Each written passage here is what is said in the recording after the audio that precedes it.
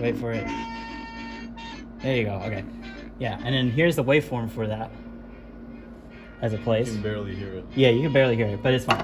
And then it doesn't sound distorted enough for my taste anyways.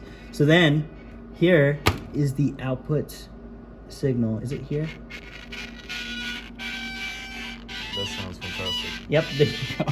There you go. Exactly. And this is the output waveform after demodulating.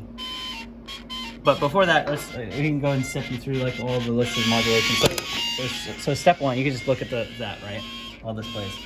So that's the output waveform. I know it looks terrible. I don't know why it looks like that, but so we went through the input, and then this is we're using an amplifier to boost the signal, and there's a DC offset associated with it. So for the envelope filter, as soon as it shows up in a second here.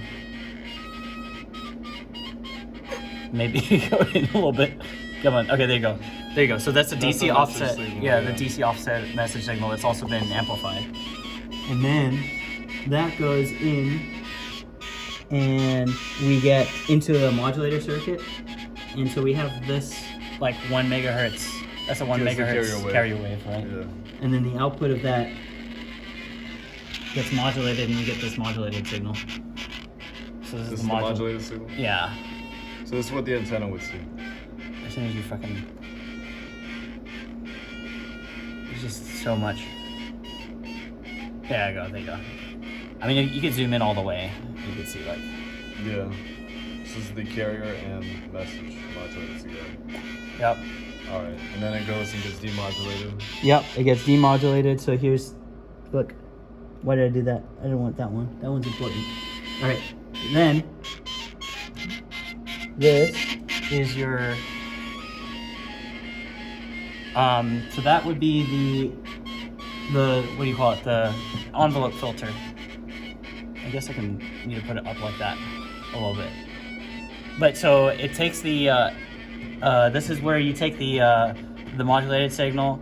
You have a diode that basically cuts off any of the negative frequency or the negative voltage values, and then the envelope filter filters it back to this. But it should have a DC offset. I don't know why I don't see the DC offset. Oh wait, no, this might be because this is the envelope. Yeah. So it makes sense. Doesn't quite make sense. This has a DC offset, but for some reason I don't see it. And then this should remove the DC offset because that's the capacitor that's removing the DC offset. And then this signal is only 420 millivolts, and so the speaker can't pick it up. So we just bass boost. We put it through another amplifier, and that amplifier gives you your final output, like looking over here, like this. I'm thinking it's maybe because I need to just put this down or something, and then put this up.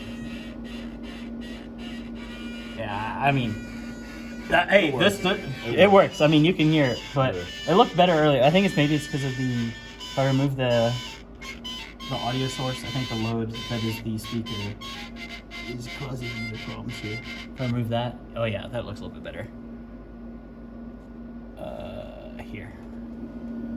Move that back up again. Give it a second. Yeah, there you go. So that's the that's the audio set. Okay, yeah, I can do a better job of showing you the DC offset. So here's the modulated signal.